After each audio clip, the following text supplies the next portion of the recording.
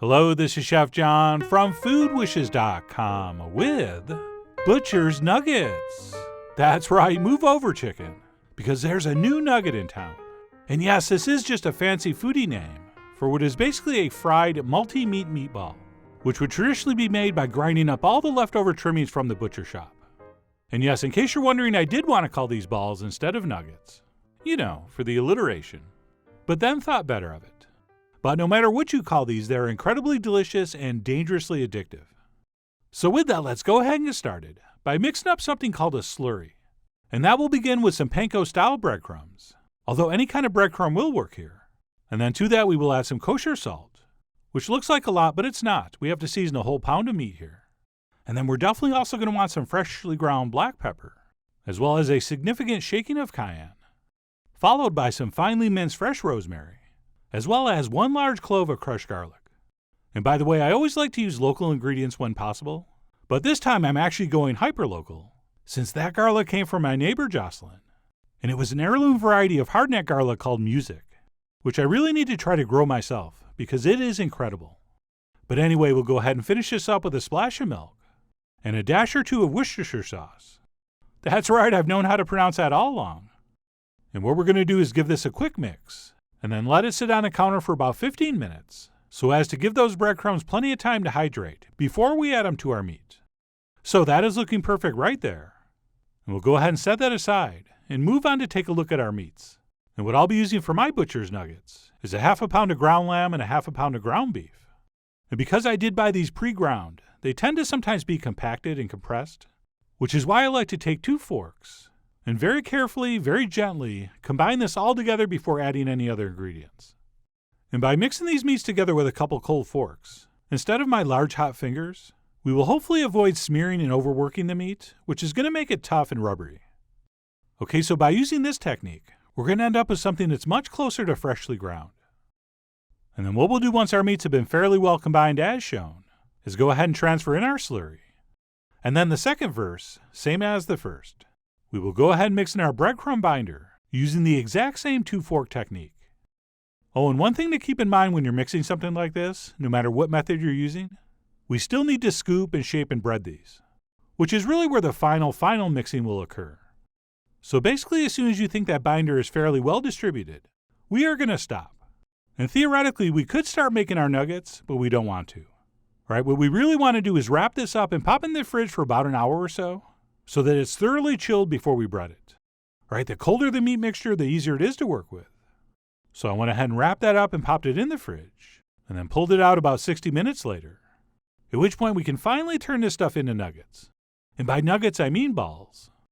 And while you can, if you want, just use a spoon, I really like these small scoops, which makes it really easy to portion, so these are all about the same size, which of course means they'll all take about the same amount of time to cook. And then what we'll do once those are portioned is go ahead and roll those in some flour, at which point we'll shake off the excess and transfer them into some beaten eggs. And we're going to want to make sure those get tossed around and are well coated, but not with the same hand we use for the flour. Okay, we're going to use something called the wet hand, dry hand method. So one hand's just going to be for flour and breadcrumbs, while the other hand's going to be exclusively for the eggs. All right, so using our non-flour hand, we'll go ahead and make sure those are coated with egg, letting the excess drip off between our fingers before transferred into our breadcrumbs. And then switching back to our dry hand, we'll go ahead and coat those, making sure the entire surface is covered. And we'll also make sure they're kind of pressed in a little bit. And that's it. Once breaded, we can transfer those onto a plate, which as you can see has been sprinkled with more breadcrumbs. And by the way, fair warning, by the time you finish this, both hands are going to be totally gunked up. But still, try to maintain that wet hand, dry hand method as long as you can. And if you have to stop halfway through to wash your hands and continue on, go ahead. And by the way, if you want these to have more of a traditional nugget shape, feel free to press them down a little bit flatter. But personally, I like to leave them round, since I think once deep fried, that makes for the moistest nugget. And then once we have those all breaded, if we want, we could start frying, but I don't recommend it. All right, what I like to do is transfer these into the fridge uncovered for about an hour, so that the surface dries out a little bit and that coating really sticks to the meat. And while we're waiting, we can go ahead and make our secret sauce, which is by far the worst kept secret in the business. Since the secret sauce served in 95% of the sports bars and burger joints in America is nothing more than equal parts mayonnaise, mustard, and ketchup. Plus, if we want, we can kick it up a few notches with some spice. Okay, I'm using some chipotle, but you could use some cayenne or curry powder. I mean, you are, after all, the Bob Ross of your sauce. But I do think a little extra kick of something's a nice touch. And really, that's it. We'll go ahead and give that a mix and, of course, a taste. And our not-so-secret sauce is now ready to refrigerate until needed.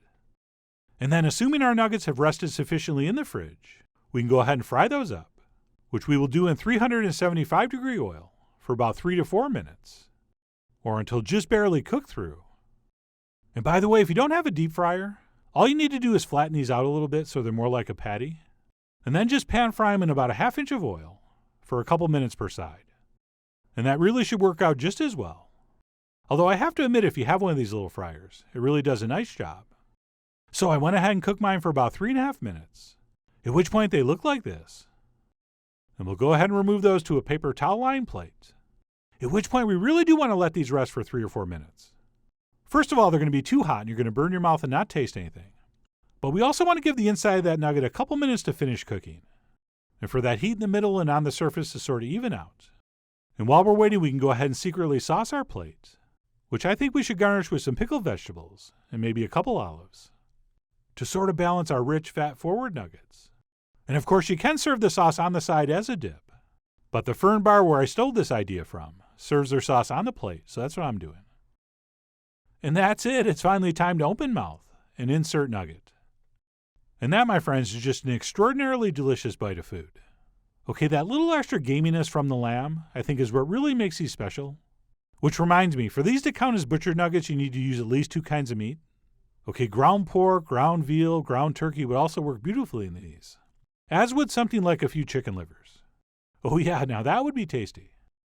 And texturally speaking, because we took those few extra minutes to mix this with the forks, instead of smushing and smashing it all together with our hands, inside our super crispy coating, we have something that's beautifully moist and very, very tender. Okay, and something that's not tough or rubbery at all. So I really was absolutely thrilled with how these came out. And as I mentioned earlier, these things are extremely addictive, which is why I had no problem eating all 5 of these and then a few more. So you may want to make a few extra.